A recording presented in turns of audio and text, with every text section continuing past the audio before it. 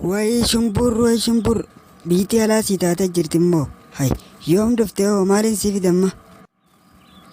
Hay naas taatee jirti kaayee naaf taatee jirti hin gabbanne hay amma deebiiti asiira takkaa fi haliibaa fi tijaajila kanaaf itti deemi eegaan dhufan tuune dafii deemi naaf dimi.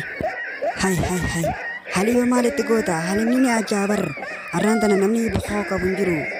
Yookaan anamarraa bitadhoo anaatu qaba kasteera bakka Abdallaa san keessaa fudhadhu sijaaraa tana nama Ibroo sanarra salaatiif irra.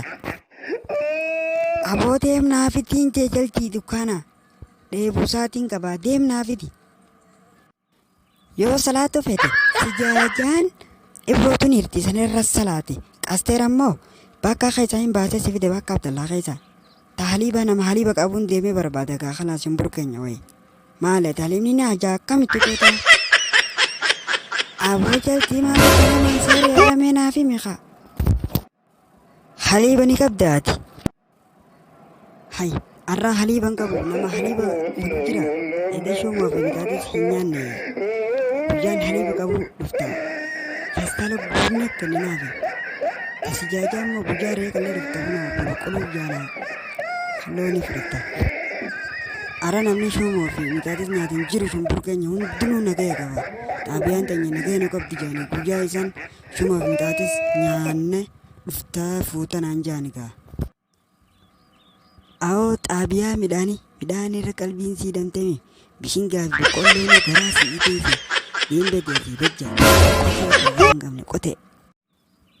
Hay mandee hoteela kee ka magaalaa Haramillee dhaabbisan ay maaliif buqqifta? Hoggaan achi dhaqu hin jirtanii guutuun keessan buqqaatanii kuttan jaanii. Hay quban qabdu ati qoraanii tichi dhumatee hin firraa goora guutuu qaqqayyare haa. Qoraan achi dhumate biititti baatee fitte kun hojii. Aboodiin jaanan irraan tana oljaanee qamaana karaa haarra lukkuu kan oljaaneeti irra yaanaan jeegoo jireenyaa deemnuun. Maal tattaa wallaame asii deemnuun oljaana. Si haa luqqaasu hin dhageenye waan munguttuun jette dardarriitu cuma nyaata hammaa kun jimaa nyaata jimaanuu gara si'itee seete dhiitoo tajimaa maati singee gurraatti galbeesii osoo mitii barbaade deemuutti jaallaan hayyuun oromoo kan jee dhagaa akkuma walqabetti jawwee garraan jambarii waan dhagaa jala isiin bobaa miiree jee akkasitti rakkatteefsi jaallaan akkasii ammaan si qoca lamataa kanaa kijiba san wanti addaannaan faranjiif seetisa silaa jaldeesii afaan oromoo beekee halee kun bishingaa fi boqqolloo sallallaqaa ka itti himna silaa addaatti akka udduu warlaattidha.